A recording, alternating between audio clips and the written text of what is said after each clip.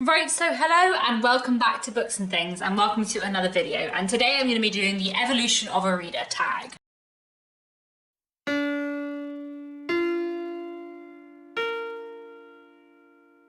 So this tag was created by Jack from Spread Bookjoy, who also tagged me, and I really enjoyed her video and the questions, so I thought I would do this myself. So I've got the questions in front of me. I haven't really thought too much about this, but I will tell you a little bit, I guess, about my evolution as a reader. So the first question is what you read. How has your taste in books evolved? So definitely my taste in books has changed over my life. I feel like I can think of it in 3 stages. So between whenever I learned to read and when I was about 13 years old, I mostly read children's books, and I mostly read children's fantasy books. I really enjoyed adventure stories. I read a lot of books. I remember being in primary school and getting out book after book from the library. I used to read a lot of books, but I very, very rarely reread any books, and I also used to skim read quite a lot of the books that I read. I do remember that I used to skip over a lot of stuff that wasn't dialogue, but there we go. And then when I was about 13 years old, I read Jane Eyre for the first time. And that got me massively into Victorian literature. And around this time I stopped skim reading and learned to read in more detail. I remember reading Jane Eyre for the first time and thinking, oh, I actually need to read every line so I don't miss stuff. And that was when I guess I stopped skim reading and started reading a bit more thoroughly. I then spent basically the years between when I was 13 and when I was 18 more or less just reading 19th century literature. I did read a few contemporary books, such as The 13th Tale by Diane Setterfield, which remains one of my favourite contemporary novels, but mostly I just read 19th century literature. I really enjoyed reading 19th century literature. I read a lot of very, very long books that I wasn't daunted by. I read everything by Jane Austen, everything by Charles Dickens. I read a lot of Hardy, a lot of Anthony Trollope, a lot of Elizabeth Gaskell, and I just really loved immersing myself in the world of 19th century literature. And then I went to university, and probably actually not in the first year of university, but in the second year of university, I did a module called Post-War Literature, and it was English literature 1945 onwards, and I read a lot of wonderful modern classics, but we also delved into some late 20th and early 21st century literature, and that was how I discovered authors like Kazuo Ishiguro, who remains one of my favourite authors, and that was when I kind of started to get into contemporary fiction and sort of literary or book club fiction and that kind of thing. And in fact, after I finished my undergrad degree, I did a master's, and the year when I was doing a master's, I banned myself from reading classics because I decided that I wanted to work in publishing, and I thought if I want to work in publishing, I should probably actually read some modern books and not just read a bunch of classics. So there was a year where I banned myself and I didn't read any Victorian literature. I did read some Jane Austen, but that's beside the point. But I didn't read any Victorian literature, and I went from reading sort of 80% classics to reading kind of 95% contemporary books. And I made myself read contemporary literature for a year and discovered a lot of new kind of stuff that I liked reading. And after that year was done, I started reading a lot more classics again. But from that point to now, I think I probably read about half and half classics and modern books. Maybe that's not exactly right, but I feel like I do read quite a lot of classics, but I also do read quite a lot of contemporary fiction. I still love reading 19th century British literature, and I'm sure I always will, but I also like to read classics from different points in time and from different countries around the world. And when it comes to contemporary literature, there's lots of different areas that I like. I'm especially keen on historical fiction, and especially over the last few years, I've started to enjoy more and more historical fiction. I do also enjoy sci-fi and fantasy, though I read slightly less of it. I like a good rom-com. I enjoy kind of book club fiction, reading group fiction.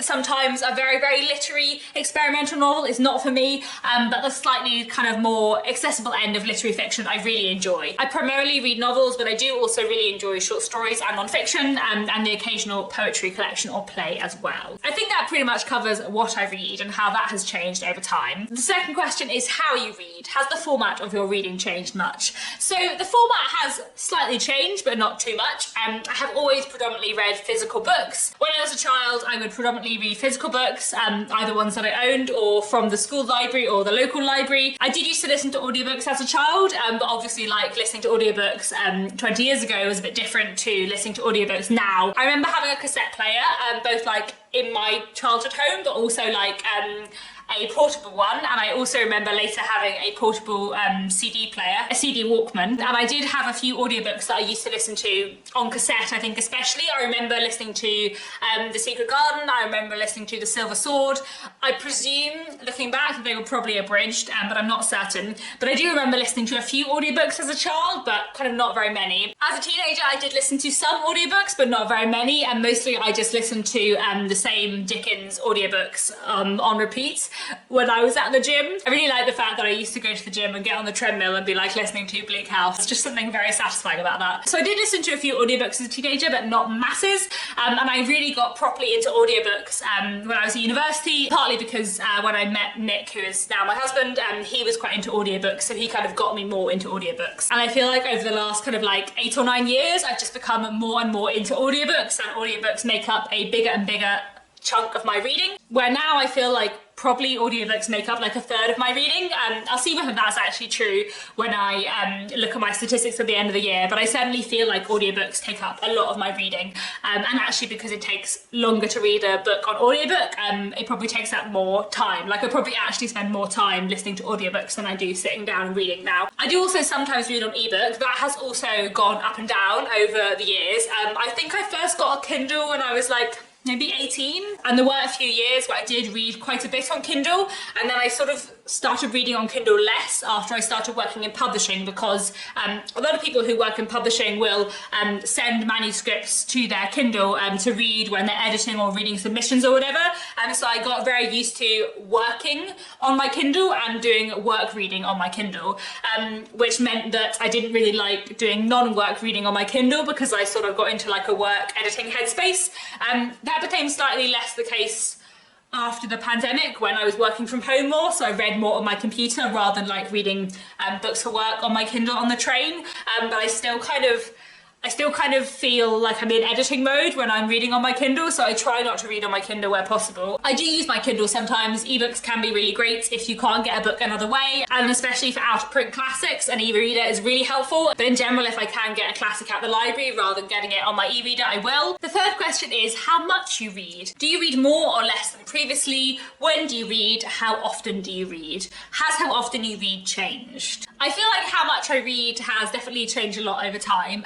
I feel like I've always read quite a bit, but definitely since I started Booktube, which we'll talk about more in a minute with the next question, I have started reading a lot more. I now probably read between 100 and 150 books a year pretty consistently, and have done for the last few years, whereas I feel like that would have felt like an awful lot 10 years ago. I remember when I was doing my master's course and I set myself the challenge of not reading any classics for a year, I also set myself the challenge of reading 100 books within a year, and that felt like a really huge challenge for me. Like that felt like a really big deal, whereas now reading 100 books in a year feels like relatively normal. In terms of when I read and how often I read, I feel like that has changed, especially recently. I feel like I read most days. I don't necessarily read every day, but I feel like I probably do either read or listen to an audiobook for a bit every day.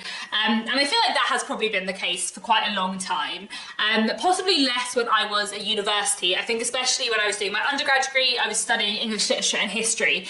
And the books that I had to read for my course, I read most of them in the holidays. So like before each term, I would read the reading list for the term because I was very cool, and then I wouldn't do as much reading of like the texts I was studying during the term time, but I also wouldn't read much for pleasure because I just didn't really feel I had time. So I'd read like books for essays and like non-fiction books about the books I was reading and historical sources and all of that kind of stuff, but I didn't do a ton of fiction reading like during term time, so that was probably the time that I actually read least, was when I was studying English literature and history at university, as opposed to when I was doing my master's course and studying creative writing, and then I read like tons, probably the most I'd ever read at that point in my life. In terms of like when I read and how often I read, I feel like that has also been dictated by what I'm doing in my life. So when I was at school and when I was working in an office full time, then I read a lot on public transport, on the train or on the bus.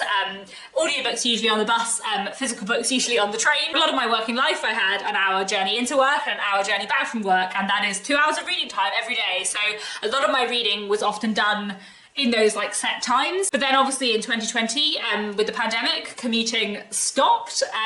So for a while at the start of the pandemic, I tried to give myself a fake commute.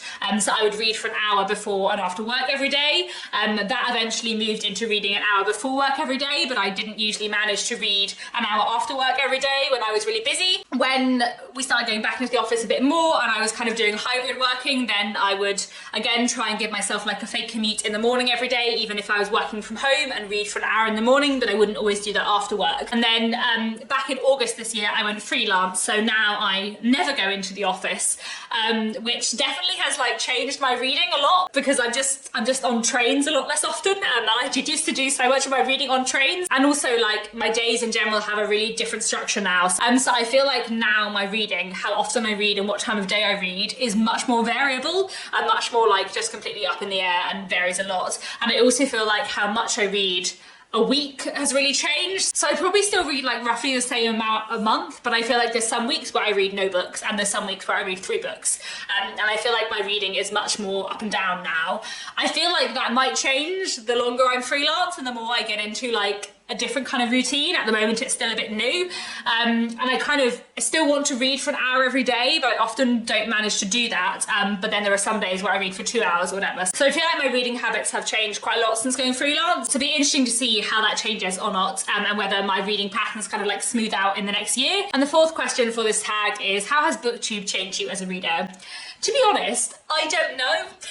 Mainly because I've been doing Booktube for a really long time. So I started Booktube 7.5 years ago. And when I started Booktube, I was doing my master's course, and it was about 3 or 4 months before I finished the master's course. So Booktube has changed my reading, but starting Booktube also kind of coincided with like starting full-time work for the first time in my life, and starting a career in the publishing industry. And working in publishing has definitely hugely changed my reading, as has Booktube, but which changes come from which, it's very hard to tell. And also like it's been 7.5 years and I have changed as a person and grown up, and I was an adult when I started my Booktube channel, but I was not as much of an adult as I am now, if that makes sense. So I feel like what changes in my reading come from Booktube and what come from other things, I don't know. I definitely think being part of Booktube has made me read more, partly because I'm so aware of so many different kinds of books and I just want to read them all. Again, I think that is partly also from working in publishing, but I do think that is partly due to Booktube. Booktube has definitely also made me read in a more social way. I love buddy reads, especially me and Marissa from Lately Bookish read a lot of books together, and talk about a lot of books together, and doing other buddy reads with other booktubers, hosting read-alongs, hosting readathons. All of that stuff has affected the way I read and has made reading a lot more sociable. I also think that my reading has been slightly changed by readathons, which have like dragged certain kinds of books to certain times of the year. You know, July is now Jane Austen July, which is when I read Jane Austen, and October is Victober, which is when I read Victorian literature, and November is non-fiction November, so that is often when I read the most non-fiction, and readathons have definitely like restructured my reading year in a way that wouldn't have happened if it wasn't for Booktube. I also think that I read in a slightly more, not exactly more critical way, but when I'm reading books, I am thinking about how I'm going to talk about them on Booktube, which does slightly affect the way I read, I think. And I also think, as I've already mentioned, that working in publishing and being an editor has also really changed my reading. And some of that kind of ties in with the Booktube changes and some doesn't as much. I feel like that awareness of the market and that wanting to read all of the books because there are so many that you hear about, that for me comes both from Booktube and from working in publishing. And I feel like being a slightly more critical reader and thinking harder about what I think about the books I read comes both from Booktube and from working in publishing. I definitely think a lot of the kind of raw critical reading and reading a book and being like, I would structure this differently. That is definitely from being an editor and working in publishing more than it is from Booktube. And I also think that working in publishing has slightly changed the genres that I like to read, has made me enjoy commercial fiction slightly more than more literary fiction in a way that wasn't quite the case before I started working in publishing. It's opened my mind to new genres and it has affected the way that I read. I also feel like now that I am a freelance editor, and now that, as well as doing kind of structural and line edits, the kind of bigger picture stuff, I also do copy editing and proofreading. I now do find that I spot typos and like punctuation errors like so much more in books, and sometimes it doesn't bother me, but sometimes it does bother me, and sometimes I have to work hard to switch that off in my brain when I'm reading. I don't find this all the time, like usually I can switch it off, but I can't always immediately immediately switch it off, which is one reason why I think my reading is now much more like up and down. Now I'm freelance, because if I'm doing a copy edit or a proofread, then if I read a physical book, like I'm just like checking the punctuation of every sentence, which is not what I want to be doing. So if I've spent like the whole day copy editing, then I don't necessarily always want to pick up a physical book at the end of it. Whereas if I'm doing a structural edit, then my mind's in a different zone, and that's completely fine, and I can just read at the end of the day. Sometimes I just find it hard to like switch from my editor brain to my reader brain. In general, if I'm really, really enjoying a book, I don't find that hard, but if I'm finding a book okay or quite good, but I'm not super loving it, then sometimes I find it hard to like turn off that bit of my brain that is like looking for stuff to fix, I guess. However, I absolutely never feel that with audiobooks, because it's just a completely different reading experience. So I think actually now that I'm a freelance editor, and now that I do more copy editing and proofreading, as well as the kind of bigger picture edits, I feel like I will listen to more audiobooks. I feel like I'm already listening to more audiobooks, and I feel like more of my reading will shift towards audiobook. I love audiobooks in general, like I just really, really like them as a format, but also I just have a slightly different mindset when I'm listening to an audiobook. And I just never go into editor mode when I'm listening to an audiobook, and that is kind of quite nice.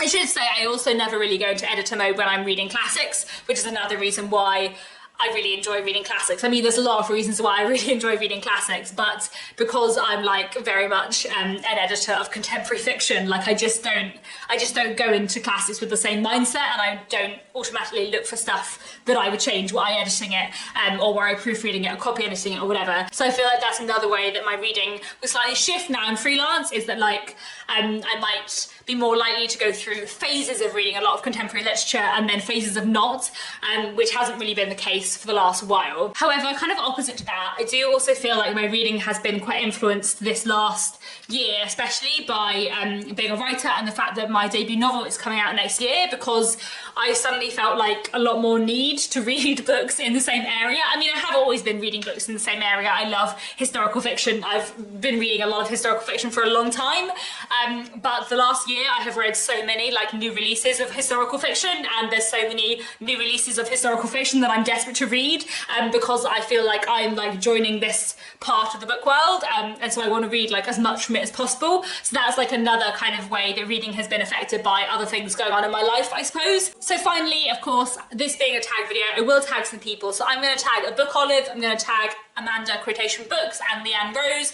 I'm going to tag Marta's Great Library, The Lazy Bookworm, and Letters from Avonlea. Do let me know down in the comments how your reading has changed over time. Do you feel like Booktube, either as a booktuber or as a Booktube watcher, has affected how you read and what you read? And that's all for now. Thanks so much for watching, and I'll be back very soon with another bookish video.